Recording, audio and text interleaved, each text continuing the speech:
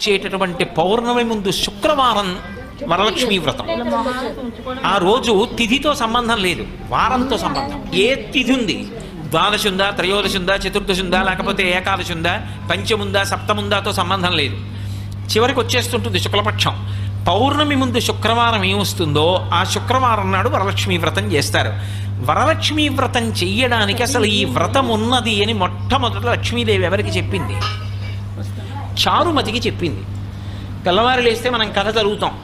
చారుమతి ఆ మాటకు అర్థం ఏమిటి? నిజానికి అద్భుతమైనటువంటి పేరు, ఆడపిల్లలకి పెట్టడానికి పరమయోగ్యమైనటువంటి పేరు చారుమతి. ఎంత చక్కటి పేరు! చారు అంటే సత్, మంచి అని, చాలా చక్కటి ఆలోచన కలిగినది, విశాల బుద్ధి కలిగినది. మతి బుద్ధి, మంచి బుద్ధి కలిగిన పిల్ల, దానికి అర్థం చారుమతి.